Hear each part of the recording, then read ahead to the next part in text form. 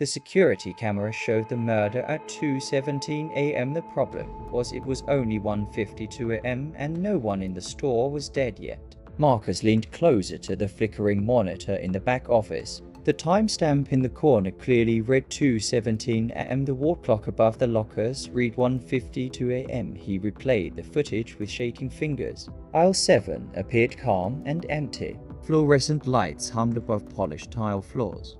A hooded man entered the frame slowly. His face stayed hidden beneath the shadow. He stopped near the frozen food section. The hooded man pulled something metallic from his pocket. He stepped forward with sudden violence. Marcus appeared in frame at the same moment. In the footage, Marcus fell hard onto the tile. Blood spread beneath his body. The hooded figure stared directly into the camera. Marcus stumbled backward from the monitor. His pulse thudded painfully in his ears. The clock still read 1:53 a.m.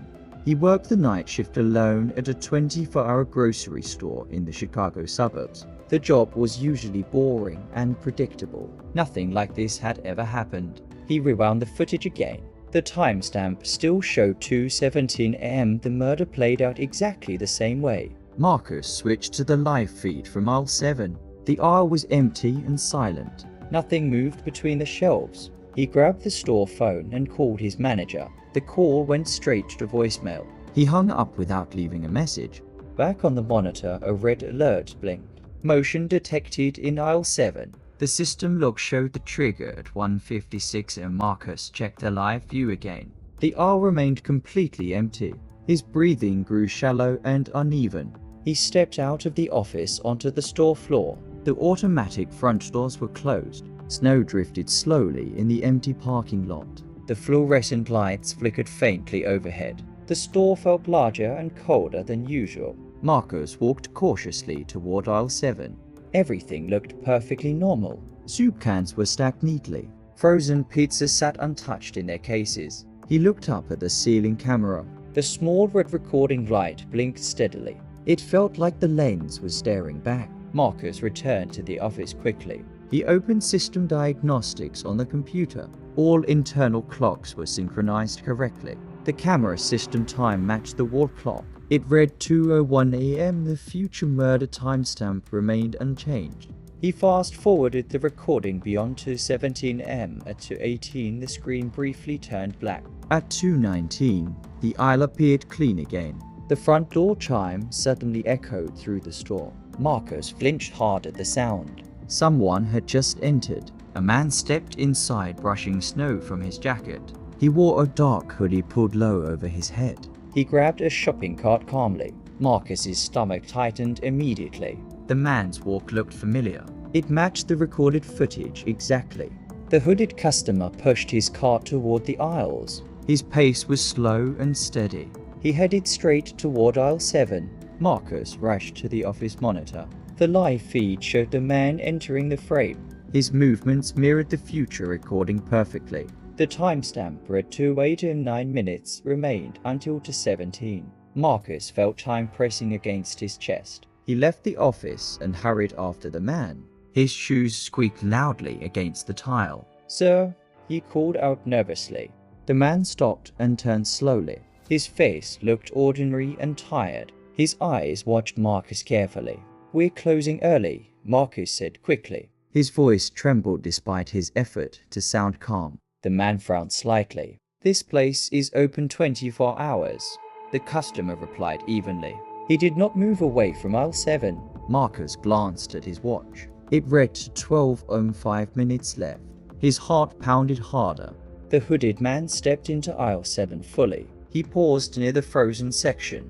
The moment matched the recording exactly. Marcus's vision blurred slightly. The overhead lights flickered once. The store felt strangely silent. The man slowly reached into his jacket pocket. Marcus's body reacted before his mind could think.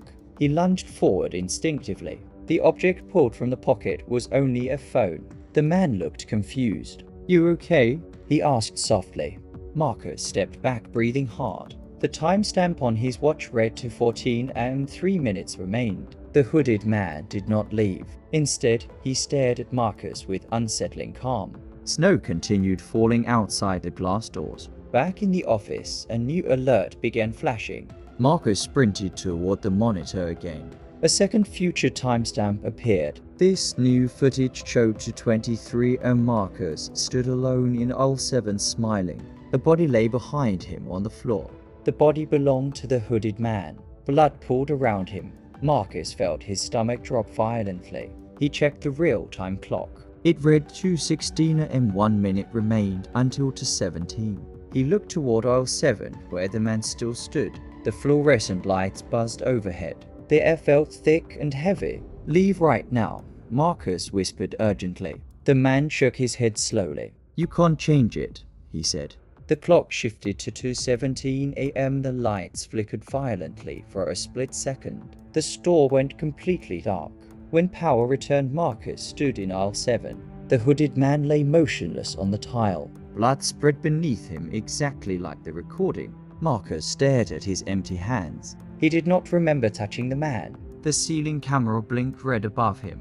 He slowly lifted his eyes toward the lens. Something inside him felt detached and distant. His lips curled into a faint smile.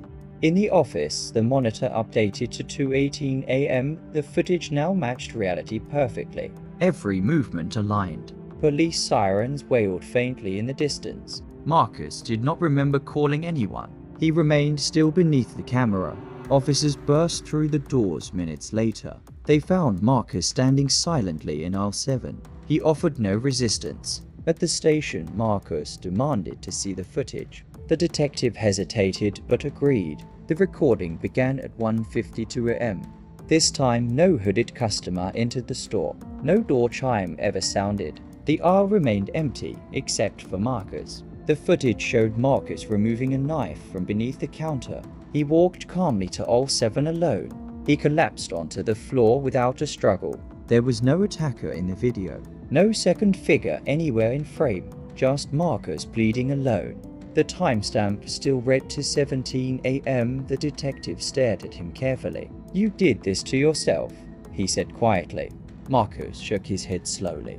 He remembered the hooded man clearly. He remembered the conversation in aisle 7.